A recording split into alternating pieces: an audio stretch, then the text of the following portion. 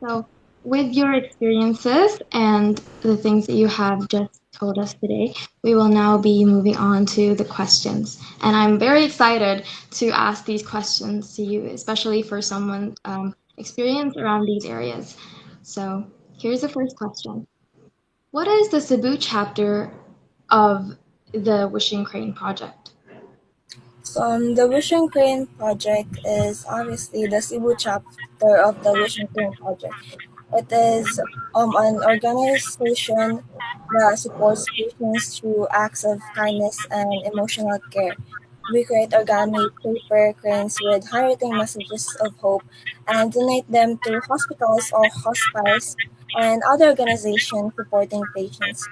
Beyond donations, we're also trying to build a community of young volunteers who learn that even small acts of kindness can make a meaningful difference.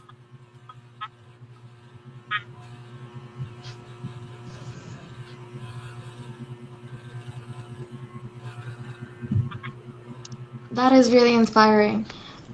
Speaking of inspiring, what inspired you to create this project? I've always been interested in healthcare, but as a student, I couldn't really directly treat patients or work in hospitals. So when I discovered the Vision Clean project, I realized that I don't have to wait until I become a doctor to help people.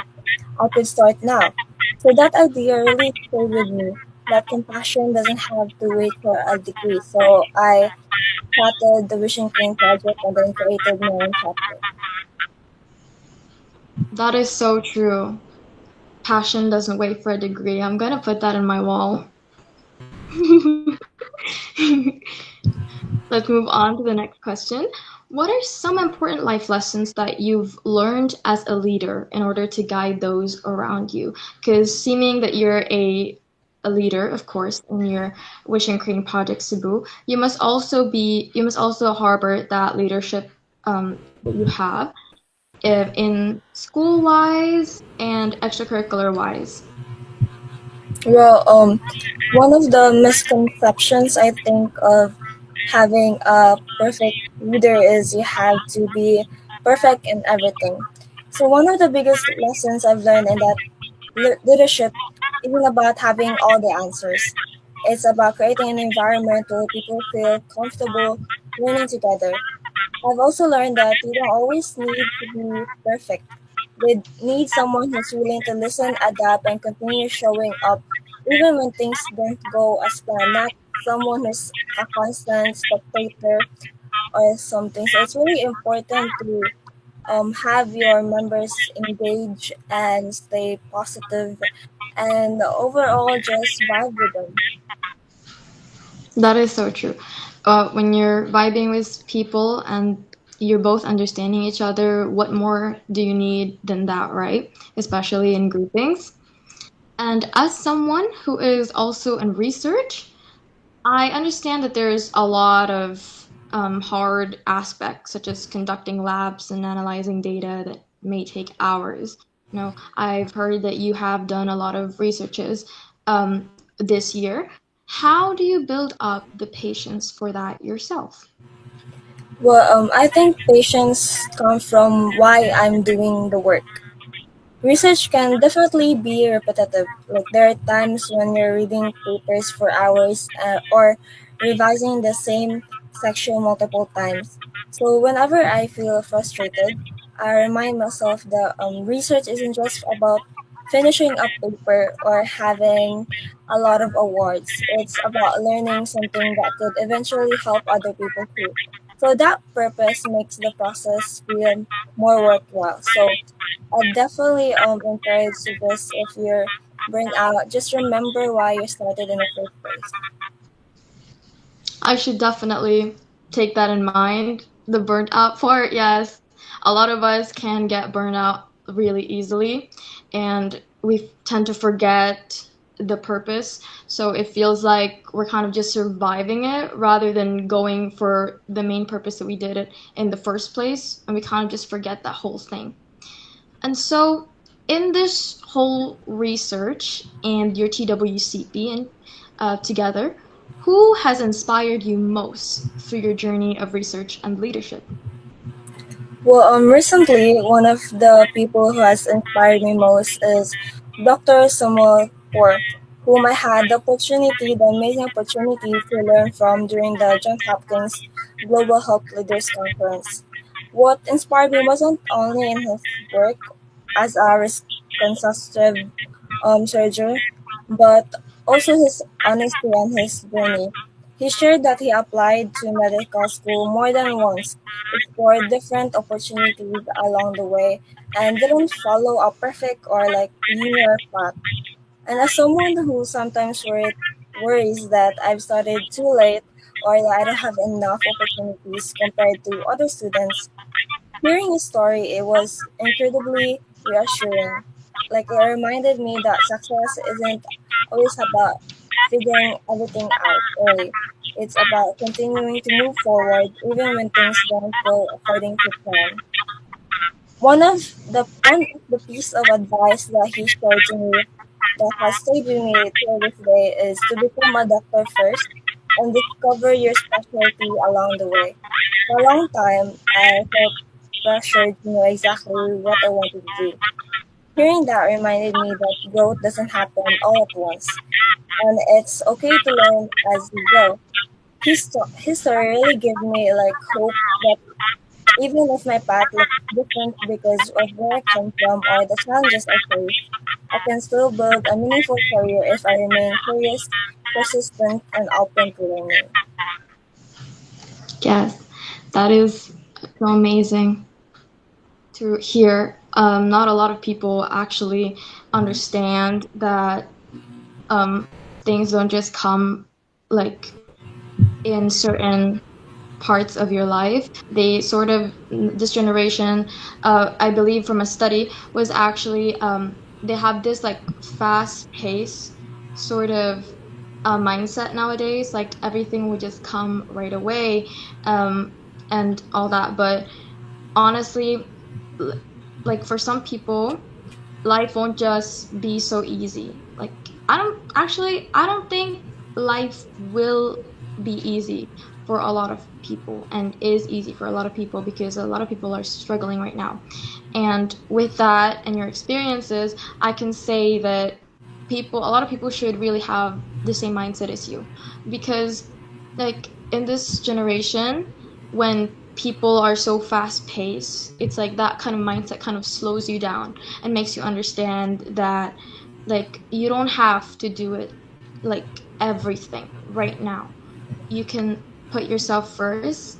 There will be a time for those certain opportunities to come for you, and as long as you work hard for it, it will all come down to the point where you will achieve it. And that's really meaningful. Every single thing that you have just told us was really meaningful. The answer was really beautiful. A lot of kids globally are utilizing LLM or AI models to pass through schools and researchers as using LLM to speed up their work.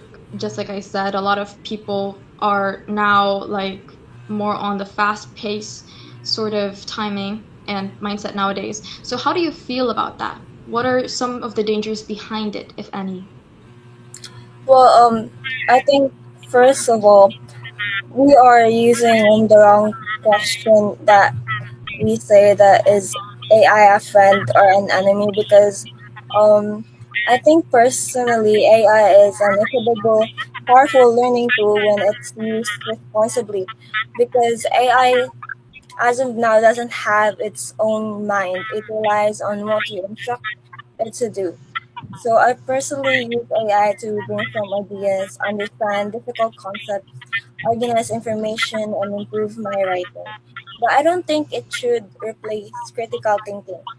One danger that is becoming overly dependent on AI without questioning whether the information is accurate or appropriate. I think students should use AI the same way they use calculators, as a tool that supports thinking and not to replace it. Yes. Because of that, a lot of children nowadays is like again, they're lacking the mindset of that. And I do believe that with this podcast and with your amazing words and the way that you place them, a lot of people are going to be inspired by by what you have just told us and the messages that you have relayed. Speaking of messages, what is innovative about your research? Like, how has it impacted the people around you? Like, and what kind of messages do you think are um, will serve as like an eye opener for them?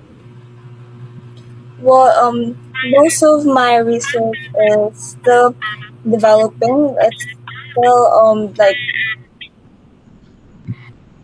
medium based, so I wouldn't claim that it's already created a large scale impact. What I think is meaningful is that my projects focus on community issues that directly affect students and local communities. For me, innovation isn't always about like inventing something completely new. Sometimes it's asking questions that hasn't been explored enough in your own community, and it's definitely a big advice is like don't be afraid to start small and anything like research or your opportunities because most people started there. Like you don't need to be ashamed that you aren't such a big thing like right now. Yes, that is true. We gotta take things slow, and instead of like going big, we always have to think about the problems around us first. That is true. Because a lot of people usually misunderstand or misinterpret, like when they're finding research topics, they immediately go to the ones that are globally challenged, etc. But they're misunderstanding the local situations, the local problems, and that truly affects a lot of people, even in the smallest ways. And I agree with you with that. How do you balance your time as a young researcher? I mean, you have your leadership in TWCP, um, you have some extracurriculars and your schoolwork as well. So, how do you balance all of those responsibilities? Well, I'm still learning to balance it, but obviously we never stop learning anything. So I usually do time blocking on Google Calendar. I organize my priorities based on deadlines and importance. There are definitely weeks where things become overwhelming and I don't fix on my schedule.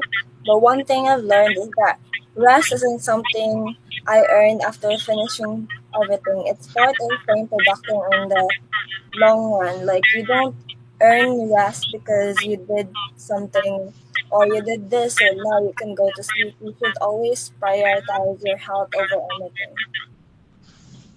I actually agree with that. This whole entire day, I was instead of doing my work, I slept.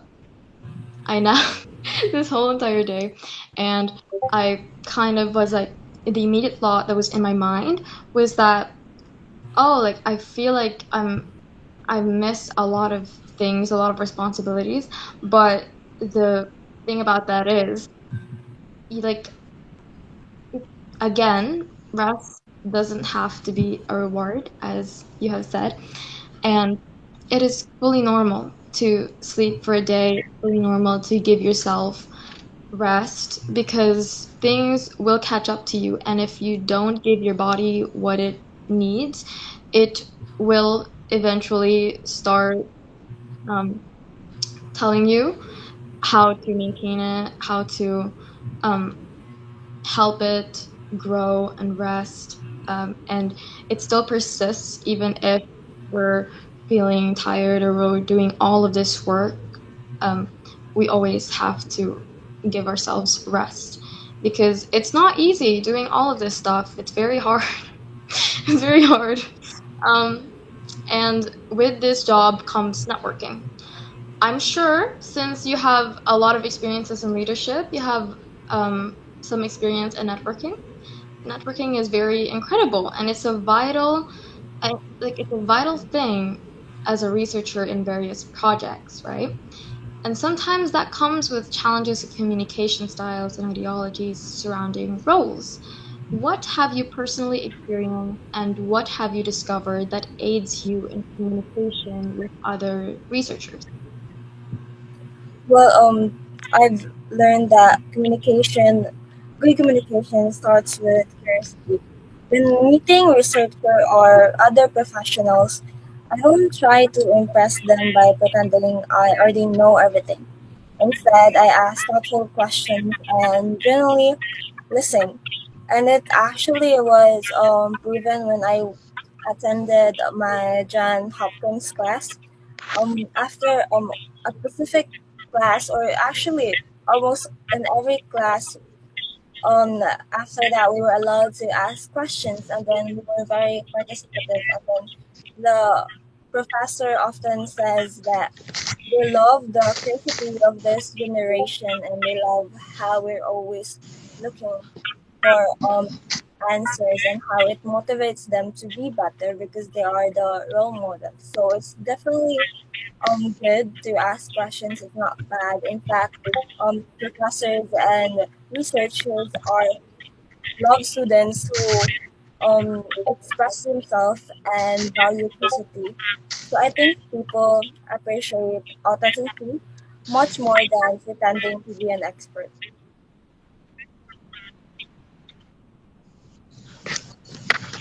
Um, Dana, is it okay if we pause this for a second? You please repeat your answer, or just the gist of your answer for the networking researching.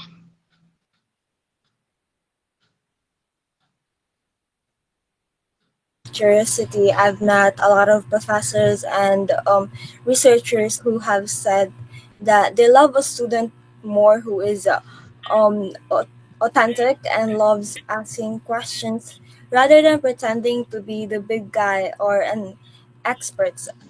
I actually had my class with John Hopkins a while ago, a few weeks ago, and they've said that almost every professor we had out of 20, I think almost all of them said that they love the curiosity of this generation, how we're always looking for answers and how we're always looking for solutions. So I think when meeting researchers or professionals, I don't try to impress them by pretending I already know everything. Instead, I ask thoughtful questions and generally listen. Like, don't be afraid to ask questions or um, like act dumb because professors actually like students who likes to voice out their concerns, or you don't understand this thing, they would happily explain it to you.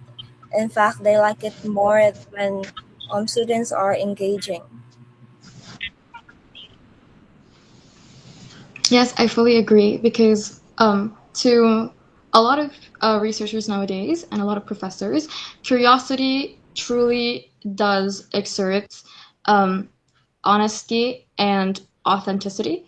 Because if you're really curious, then you're able to understand the topic, not just be there, not just be present, but fully understand what the professors are talking about, what certain researchers are talking about, and they're tackling about all of those things.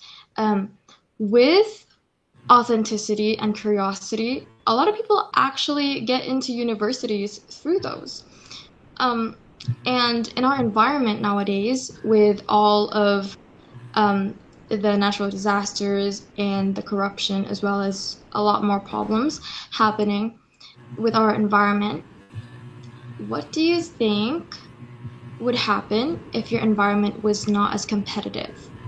Would you feel um, would you feel that it would have you would have gone to a different profession, or a different would you have had a different dream if you weren't in if you weren't exposed to the environment that you are exposed to right now? I think No, because my interests have definitely changed over the years. It started from psychology to nursing and eventually doctor, but one thing has always stayed the same. It was medicine and to work with children. So competition pushed me to grow, yes, but it didn't create my passion. I think I would have still chosen healthcare because helping children has always felt meaningful to me, and if the environment or the community change or for the better, then that's great, and if it's for the worse, I think that would just push me even harder to work harder and create this sense of safe net for them. And this in these generations, we truly need people like you. Like really. Because a lot of people right now are going to war, a lot of bad things are happening, and that kind of mindset, that kind of passion to help people is really needed in these sort of times.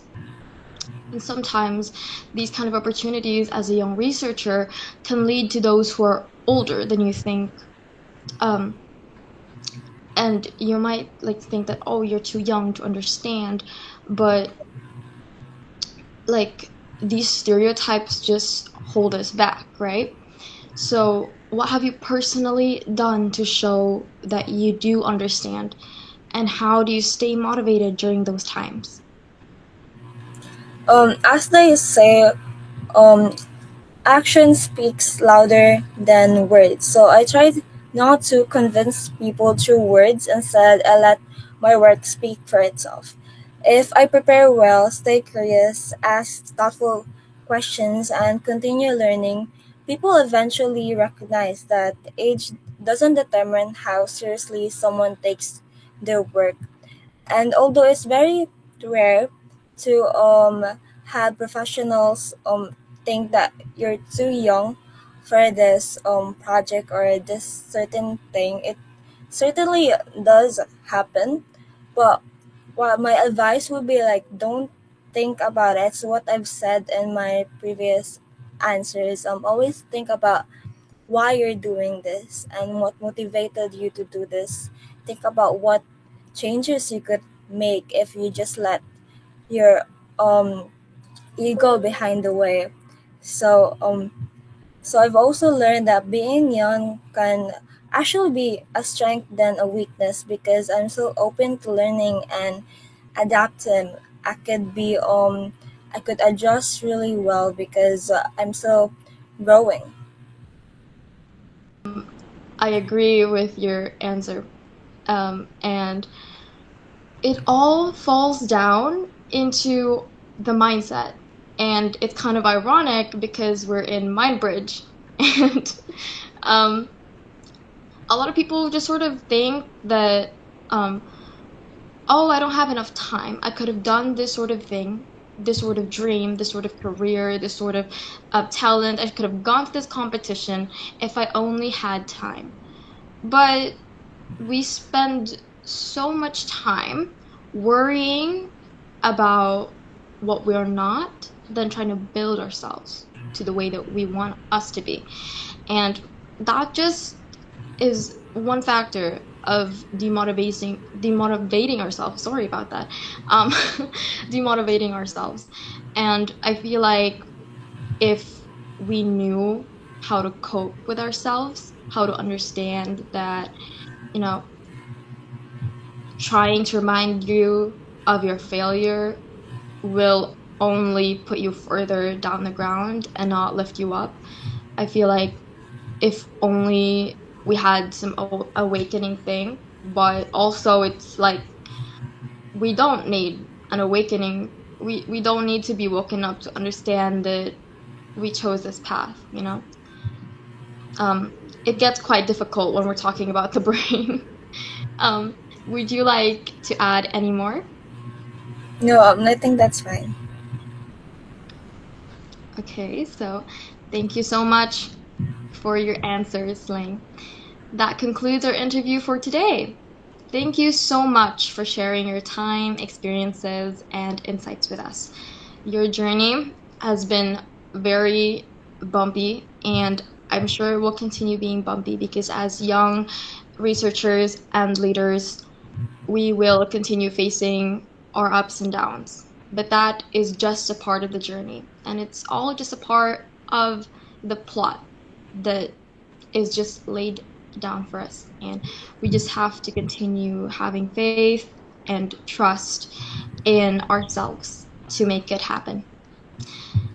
Um, we're certain that many students and aspiring researchers will learn a great deal from your story. These answers will truly inspire a lot of people.